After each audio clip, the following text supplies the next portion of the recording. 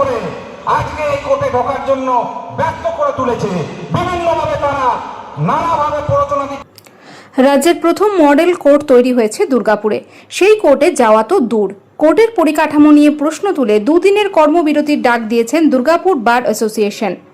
তাদের অভিযোগ, নামেই মডেল কোর্ট, বিশাল এক আদালত ভবন তৈরি করা হয়েছে, কিন্তু সেখানে আইনজীবীদের বসার সুব্যবস্থা নেই, বিচার প্রার্থীদেরও বসার ব্যবস্থা নেই, গাড়ি পার্কিংয়ের নির্দিষ্ট কোনো জায়গা নেই, মুহুরিদের বসার ব্যবস্থা নেই, আইনজীবীদের সেরেস্তা কোথায় হবে তার ঠিক নেই, শুধুই নেই।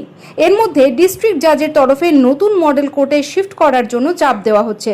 প্রতিবাদে সোম ও মঙ্গল এই দুদিনের প্রতীকী কর্মবিরতির ডাক দিয়েছে বার অ্যাসোসিয়েশন। পরিকাঠামো ঠিক না হলে বৃহত্তর আন্দোলনের হুঁশিয়ারি দিয়েছেন আইনজীবীরা। যেহেতু এটা 22 কোটি টাকার একটা ডিপিআর তৈরি হয়েছিল, ম্যাকিনটোস, বার্ন, রাইটস এই ধরনের কোনো সংস্থাকে অবজারভেশন করার জন্য দেওয়া হয়েছে, কিন্তু এখানে দেওয়া হয়নি। আমি একটু স্ট্রেট কাট কথা বলতে ভালোবাসি, অনেকের যদি গায়ে লাগে নিজ গুণে আমাকে একটু ক্ষমা করে দেবেন।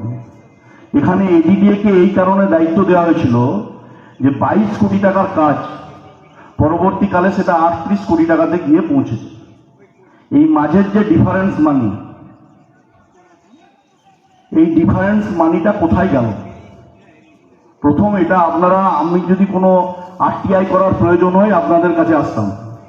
আমি আপনাদের অনুরোধ করব, আপনারা আরটিআই করে এটাকে বের করুন যে 22 কোটি টাকার ডিপিআর কেন 38 কোটিতে পৌঁছে গেল। 81,000 টাকা একটা চেয়ারের দাম ফরেস্ট এখানে ঠিক করেছে।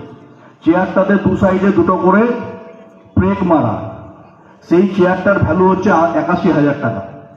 আর একটা এসির মূল্য 1,31,000 টাকা বিলিং করা হয়েছে।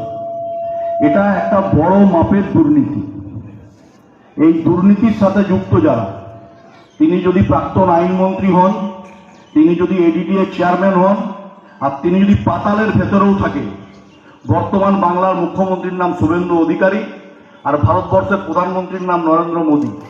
না খাউঙ্গা না খানে দুঙ্গা, ওই পাতালের ভেতর থেকে যদি মলয়বাবু যুক্ত থাকেন আর কবি দত্ত যুক্ত থাকেন, একদম টেনে বার করা হবে যারা এই টাকার লুটপাট করেছে।